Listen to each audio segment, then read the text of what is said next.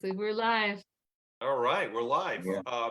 Good. First of all, welcome to everyone. My name is John Calvelli. I serve as the vice chair of the Italian American Democratic Leadership Council, and we're starting something new for the new year. We're going to be live streaming our meetings with interesting elected officials, public officials, thought leaders in the Democratic Party, and who better than to start with than Congresswoman Jennifer Wexton.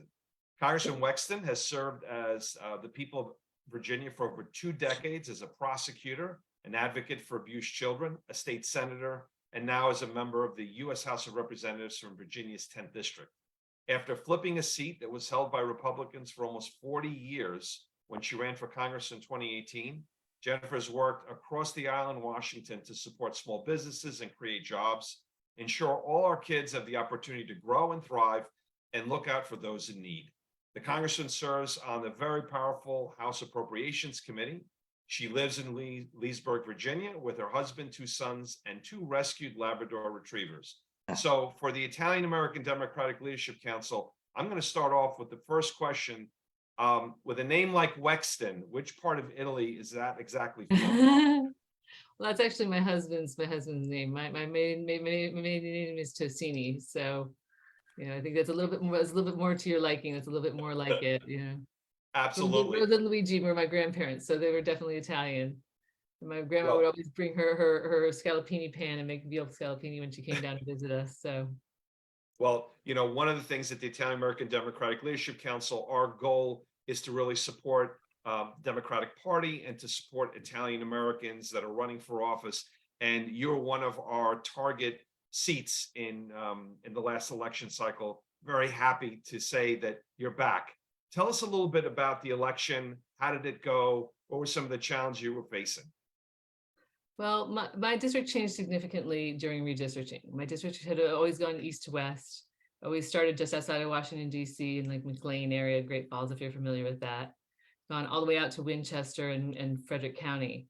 Now, I ran in that district in 2018 and 2020. In 2020, I increased my margin in parts of the district where I didn't expect to, in the most red parts of the district. And I did it by really getting involved with the people in the community and being present for them and listening to what their concerns were and taking care of them.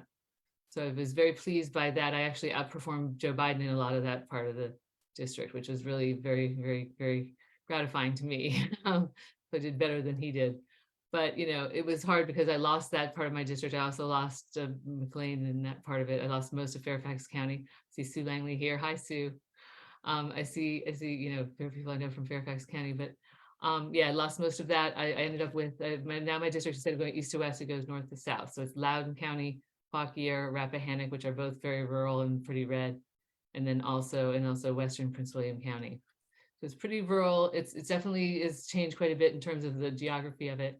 It's at the Piedmont area now, which is a very horsey country, very beautiful, but still different. And now instead of living geographic dead center of my district, I live in the northernmost part. I spent an awful lot of time on the road going to visit people in other parts of the district. It was hard for me because I wasn't really known to a lot of the people. They really didn't know about the whole redistricting process that had taken place.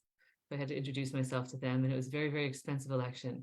I live in the DC media market, which is super pricey. Had to spend, several $1 million on TV, which I don't like having to do. But I don't like being on TV. I don't like doing those ads, but the necessary part of what the election cycle requires. I'm very, very pleased. I actually ended up winning by 6 points, which is good.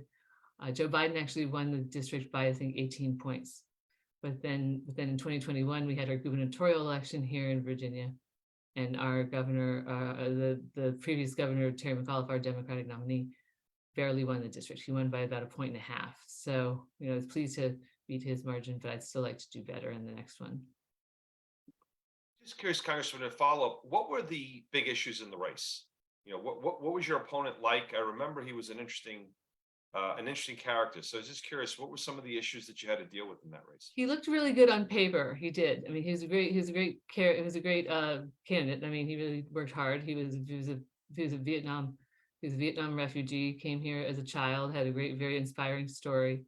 He went to the Naval Academy, was a career naval officer and retired recently. But he was very, very conservative. He was too conservative for the district, I think. Things like he seemed really good on paper, and then he started talking. Saw that he wanted things like no abortions for anybody. He wanted things like more guns and more hands of more people in more places as an answer to gun violence prevention, things like that. So he was definitely not in tune with the morals and the thoughts of the district. And so for me, our big issues were had three big issues, right? One was women's health care, women's reproductive freedom. That was a really, really big issue. I mean, obviously because Roe had just been overturned in the Dobbs decision. So everybody was still reeling from that.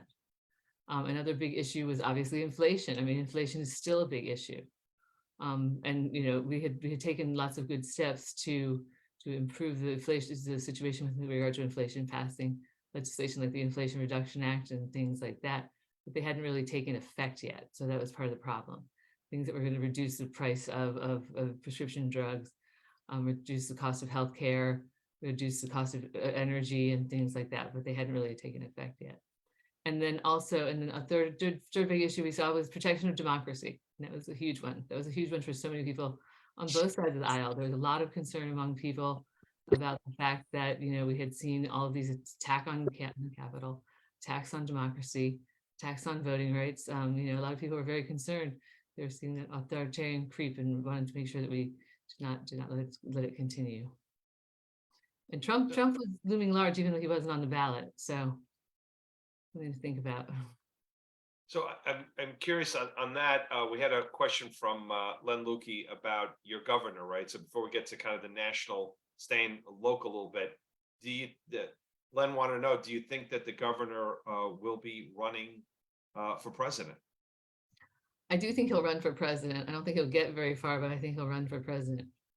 Sometimes I wonder if people are running for vice president instead of president, but yeah, I think he's running for president, definitely. I mean, he certainly does not appear to be interested in governing Virginia, to put it that way. I think he's much more interested in running at the national level. So you use the magic word of governing, and maybe talk a little bit about what's going on in Congress right now. What is it like to be in the 118th Congress?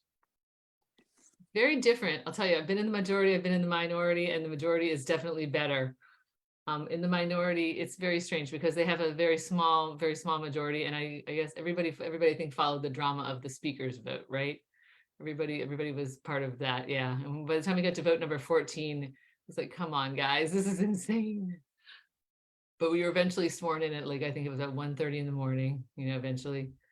But it's been just about that organized since, really. I mean, unfortunately, we really haven't started any actual business yet. We haven't really voted on much that's substantive yet. It seems to me that because they have such a small majority, they're having trouble even getting agreement on their own side in order to put bills forward. They've ended up pulling some bills from the floor because they're not ready for prime time just yet. So I suspect that they'll get their act together and they'll start to do some real damage. But it's nice knowing that the Senate is still in Democratic hands, so there's only so much damage that they can really do. My big concerns are really more on the appropriation side of things, right? I serve on the Appropriations Committee, which, John, thank you for saying the powerful Appropriations Committee. I think there's a rule you have to say powerful before you say Appropriations Committee.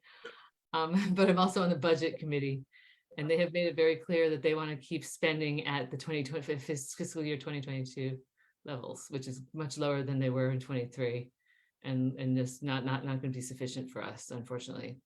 They want to keep them even below that, back at 21 levels if they can. And if they do that, but then they don't think that they really know what they want yet, because they were saying that they would leave defense spending where it is, leave veteran spending where it is.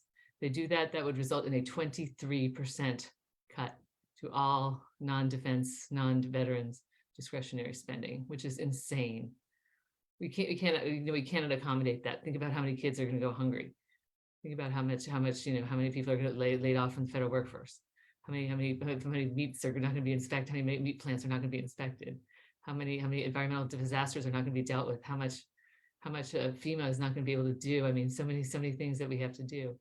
So it's just really, I mean, the pie doesn't leave that much room for cutting. You have entitlements, and you have defense spending, and you have interest on the debt. So it just makes it really challenging for everybody. I think it's going to be really challenging for them to be able to keep the budget where they want to. Well, I'm going to flip over to back to the campaign because as questions have been coming in about that, and I want to start with my friend Jack Polidori. Jack, as you may know, worked for the NEA and also worked on the 2009 governor's race. And his question was really in your 2022 campaign, did you run into any of the education issues that characterize the 2021 governor's race? Critical race theory, anti-trans bills, and how do you recommend to Democrats, whether at the state or federal level, to handle or message these issues? So yes, we did run into them some. It was less about the CRT and more about the trans, right? There's gonna be a whole lot of attacks on trans kids upcoming, I think. And I've been kind of out front on the trans issue because I have a niece who's trans. I mean, I flew the trans flag outside my office. I just feel like, and I don't like bullies, I don't like people who pick on those who are more vulnerable than they are. And that's basically, these trans kids are about as vulnerable as you can get. And so the governor also he unveiled his new plan for within the Department of Education about trans kids in schools and what was okay and what was not okay. And it was pretty horrible what he was saying, that these kids cannot use bathroom according to their gender. I mean, things that were, I think, against what the Supreme Court already ruled and everything. So it's going to be a real problem. I think that it's already under challenge by the ACLU and everything. But it was kind of hurtful and hateful. So we did see some of that. I think a lot of people don't get the trans issue, which I think makes sense. But I'm going to tell you this one thing: is these kids today, they don't care. They just think of them as their friends. They're very open and welcoming. They don't have a problem using the same restroom. They don't have a problem using the same locker room. I went and met with a bunch of 8th graders today in the civics class, and they're like, "Yeah, we don't care. These are our friends," and they're like, "It's not a big deal." Like, we don't understand why adults are so obsessed with what's under our pants. It's like they don't get it. But and the adults are purporting to protect them, but it's really not. So Thank you. we heard some of that, but I'll tell you, it was not just didn't really resonate at the federal level the same way. So going back to kind of Washington for a second, and apologies for jumping back and forth, but I'm really curious. The one issue that we worry about, and maybe because it's just kind of what you're hearing in the papers, what is going on with the debt problem, the debt challenge that we're facing, right? And is this a real problem? Is it not? And I worry, I guess, because I'm getting closer to retirement, I want to make sure that there's money in my 401k. Yeah, I don't blame you. I think everybody wants to make sure that our economy doesn't completely collapse, which was what would happen if we don't pay our bills here in the U.S. It's so ridiculous that, I mean, and if you think back to 2011, we actually did get downgraded, you may recall, because we futzed around with this for too long. That's before I got here, but I know that was a real problem. So we cannot wait till the 11th hour. Now I know that it was actually very interesting because now the Republicans have said they're not going to touch entitlements, right? That's what they said during the State of the Union address. So it's going to be interesting to see how they expect to do this without touching entitlements. So, but I think that we will eventually, I think, raise the debt ceiling. It's just a question of how. Whether, I hope it will not come to this where we have to have like a discharge petition to be able to have a clean debt ceiling increase, because that's not an ideal process. But I think if it did come to that, we would probably have enough reasonable Republicans who would join us. And the issue that I see is that getting something on the floor when you're in the minority is very difficult. So if we just had a bill on the floor, I'm sure it would pass with flying colors. I mean, we get to the end of the line. People don't want the economy to go off the rails. I think that all the third parties, all the banks, all the investment folks, the pension plans, everybody's going to be freaking out as we get closer to the date. I think that will ultimately do the right thing, but knowing us in Congress, it'll take until pretty much the last minute. So just hoping we don't get downgraded in the meantime, because it does end up costing us billions of dollars. It shouldn't. So. Not that I'm fascinated on this, but I just love the idea of minting $1 trillion coin and being the way to resolve the issue. So it's like there's just some it kind is, of fascinating. except you would need the Fed to accept it. I don't think that they would. Is the problem. I think Jerome Powell is like, I don't want to get involved in this at all. Please don't get me involved. So. I just want to see who's going to walk around with that $1 trillion coin, Congressman. To the next hot button issue, Ukraine. The president, what an incredible statement going actually to Kiev and meeting with President Zelensky. What are your thoughts on that? And then this kind of interesting negativity from the opposition on this question. And what are your thoughts on that? And what are you hearing from your Republican friends and your Democratic friends on that? Well, I think that some people, well, the people who are really negative, it's like anti-Biden-esque. I think it's just a lot of it's just anti-Biden bias, and he's the one who brought NATO together. He's the one who got everything together. Some people just really love Russia, right? I mean, and that doesn't make any sense to me. But some people love Russia, but they're the vast minority in the Congress, I can tell you, because remember, Volodymyr Zelensky, he came to the Congress and he talked to us in the House. He gave a speech to us in the House of Representatives, and it was attended by just about everybody. It was standing ovation after standing ovation. Such a wonderful speech. Everybody loved it. It was great. I mean, everybody was standing up and clapping and applauding and promising to give him the support that he needed. So it would really be sad to see them be hypocritical and then turn around and say no more support for you. I think what they will want is some sort of oversight and some sort of guardrails as best we can come up with that. And I'm okay with that, because we want to make sure that the funds that we're giving them go where they need to go. But I do think that we will continue to support them, definitely. I don't think that we're going to be cutting them off. So what do you see then, Congressman, as some of the results of this Congress? Like what do you see at the end of, if we had a magic ball, right, and we're looking at 2024, what would it look like? What were they able to accomplish from their agenda? Well, I'm actually optimistic about this committee on the special committee that's been appointed about China, competition with China and the PRC.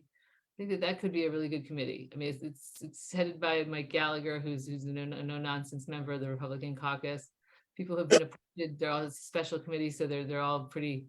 None of them is like a show horse, show pony. They're all workhorses. I think that they really are very serious about getting something done. I think that the more that they keep the cameras off of them, the more that they work in quiet situation, if they go into closed session, because they will be dealing with a lot of classified material, I think it's better. There's a lot of things that we can do to make ourselves more competitive going forward. I think that we did a lot with chips and science. I'm glad we did that in the last Congress, but I do think that there's more we can do. Hopefully will be assist us. There's something where we can get bipartisan cooperation, because that's something where I think we can all come together and find that we need to make the US more competitive globally for now and for the future. Are you on the China committee? I know I'm not. Nope. Kind of wish I had asked to be, but I'm not. I'm on the Congressional Executive Commission on China. We do all the human rights stuff. So I like being on that, but I don't need to. For me. And I'm just curious, guys, following up on Ukraine for a sec, like, where do you see, the media talks about the Republican Party walking away from those commitments? Do you see that type of dissolution of support for Ukraine kind of building over the next year or so, or is this really more of a kind of the Marjorie Taylor Greene and the Boeberts? Yeah, I think it's the Green and the Boebers. I think it's the Freedom Caucus. I don't see everybody doing it. I really don't. Even Kevin McCarthy, I think, even he will recognize that it's much better to keep making Ukraine strong and allow them to fight back, for sure. I do think that unless I mean, I'm worried about them getting momentum on their side, but I just don't see it happening. I mean, I do think there's enough adults in the room when it comes to this, because this is really serious stuff. Talking about the future of Europe and the future of some of our best allies in the region. So making sure that everybody's safe. I have to kind of go back though to some of the appropriations conversations. You're the all-powerful appropriations committee member that we have here. And first of all, I want to just welcome everybody on Facebook. This is the first time we're doing this. If you'd like to learn more about the Italian American Democratic Leadership Council, by all means, go to ItalianAmericanDems.org, and you can learn more about who we are and what we've been doing for the last 30 years, fundamentally helping to support the Democratic Party and get Italian American Democrats like Congresswoman Jennifer Wexton elected. So, Congresswoman, just curious a little bit more about appropriations. I was stunned by the number, 23% cut, if the Republican proposals would go through. Walk me through that a little bit more. I mean, where do you see that process moving? How does that process move forward? Well, we're gonna have to do a budget resolution first, which will, set the limits and set the parameters for everything. That's really where the big fight will occur, I believe. But for appropriations, we have needs. I mean, and if we don't meet them, then we're gonna have a real problem in this country. I think I'm really, really frightened about what they're gonna try to do to a lot of the things. We're also renegotiating the farm bill this year, right? The farm bill is how most hungry kids get fed, right? All of our school feeding programs come through the farm bill. So this is a really big deal. We need to ensure that, so that kids get fed, that hungry kids get fed, and we take care of them for the next 5 years. That's what we're going to do in this bill. And I'm very pleased because my colleague from Virginia, Abigail Spanberger, is on the Agriculture Committee. She's one of the more senior members on there, and I think that she'll fight like hell to make sure she protects all of our interests. But it's gonna be ugly. It's gonna be really ugly, and we need to make sure that we fight back as well. So I can't say what's going to happen, but I know that we're going to go fight like hell to make it better. And we may end up with a really bad appropriations bill that comes out of the House, but remember, we still have the Senate, right?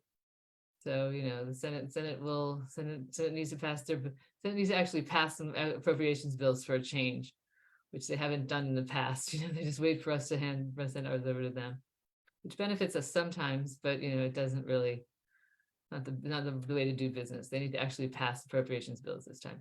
Interesting thing is that for the first time in the history of our country, all four of the heads of the various finance committees are women. So we got Rosa DeLauro and Kate Granger in the House of Representatives, and we've got Susan Collins and I guess it's Patty Murray in the Senate. Yeah, so it's all women. So hopefully things will get done, because when you have women in charge, things are much more organized.